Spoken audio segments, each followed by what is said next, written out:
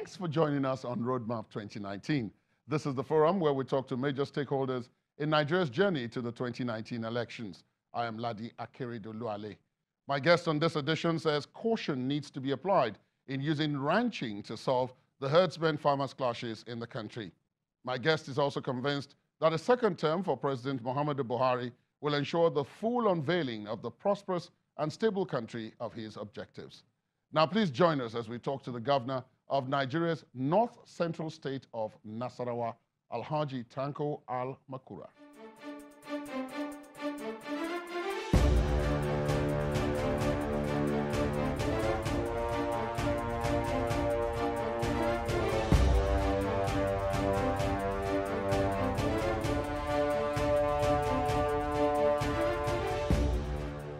Your Excellency, thank you so much for your time. Welcome to Roadmap 2019. Thank you. You're welcome. In 2015, after the merger of the various parties that became APC, the platform for the election, especially at the presidential level, was run on three principal planks.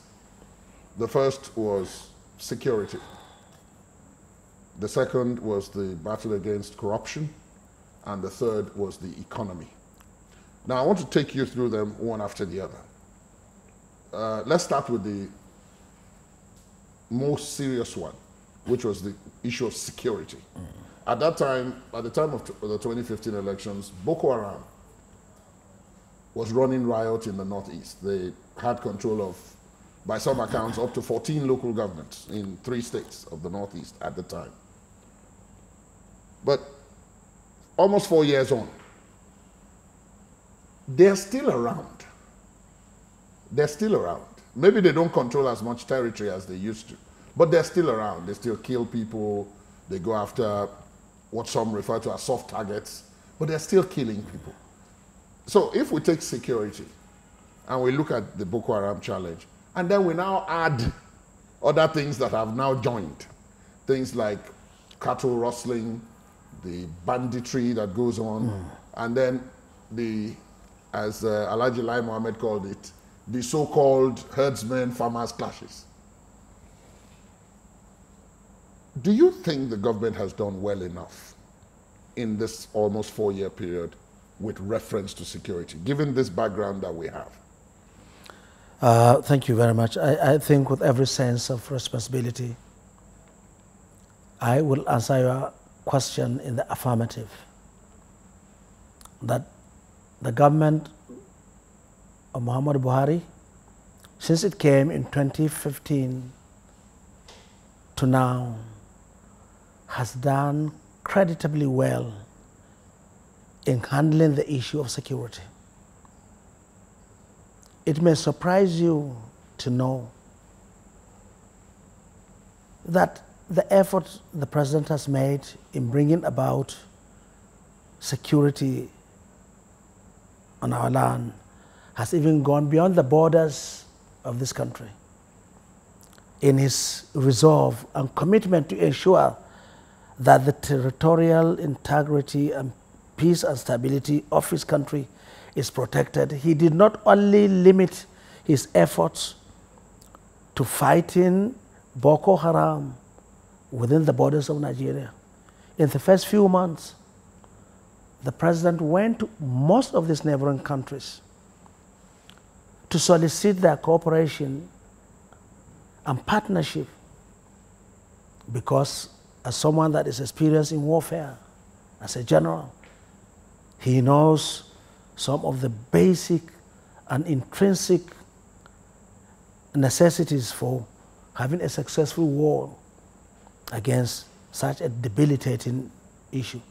So I feel that idea to even think about his neighbors first, to ensure that the borders of this country is secure, or at least having surveillance both within and without, is to me the fulcrum of the success of his fight against Boko Haram. And at a point in time, substantial number of majority of local governments, particularly in Borno State and some in Yobe, and 1 or 2 in Adamawa, were under the hold of Boko Haram. Imagine the hype at that time. Imagine the helplessness that the people in these states were facing, and take a look at what is happening now, or what are the state of security in those areas. Even the most critical critic of this administration cannot but agree that Mr. President and the government of APC has tried its best to give score to the people of this country, especially those in those border areas. Like you rightly said, the Boko Haram are already gone. Gone in the sense that the vibrancy and the activity of their warfare then has reduced drastically to nothingness. They are only attacking soft targets and running off. This kind of guerrilla warfare is inherent in very vicious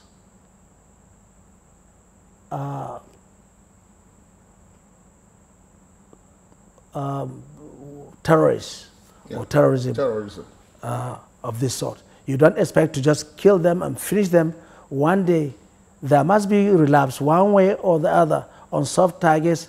It is gradually, and I can assure you, with the resilience and commitment of this administration, in the next few months, I'm sure the issue of Boko Haram would be history.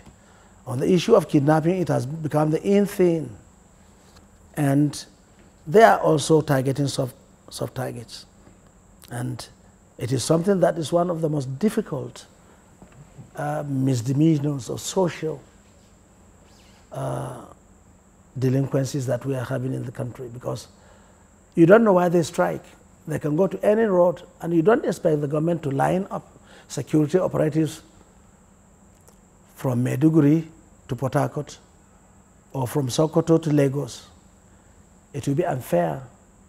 But government is doing what it can, deploying all its structures in security to ensure that the citizens of this country are protected. And where such problems become very unbearable, very disturbing, government makes a one-off deliberate effort to ensure that they quash such problems, like it has done on the Kaduna road, which has kept people become a road of terror for more than 2 years. With the effort the federal government has done and the commitment of President Muhammad Buhari to give the citizens of this country the leverage to enjoy protection of their lives and property, the Kaduna axis now is to a large extent sanitized, except 1 or 2 opportunistic cases. And if you look at the farmers' herdsmen crisis, it has been with us all our lives. But did your state in particular witness, because the reports we have is that in Nasarawa state, one, you said you weren't going to ban open grazing. You said you wouldn't ban open grazing. And then the clashes tended to move between the herdsmen, farmers, and then the ethnic clashes that had been ongoing in Nasarawa before the herdsmen came in. What's the situation there now? What's the update? Because we hear that people were killed back then, but now what's happening? Oh, thank you very much. You see, the issue of farmers' herdsmen crisis, like I said earlier, is something that has been with us as long as history. And you will discover that because of the mindset of people these days, things that ordinarily could have been sorted out or solved like the way our forefathers have been solving, because this crisis had been with us. I grew up to see farmers and herdsmen's crisis happening once in a while. However, the frequency has increased now, and you can understand why. The reason is, to me, to a large extent, is the explosion of our population and the shrinking of land, not physically though, but by the demands of the exploded population that are angling for settlement, for other endeavors. And by the day, the inadequacy of land vis-a-vis the preponderance of population explosion would always be a thing that would create crisis. However, for us in Nasarawa, we have seen that it's a problem that we have to live with.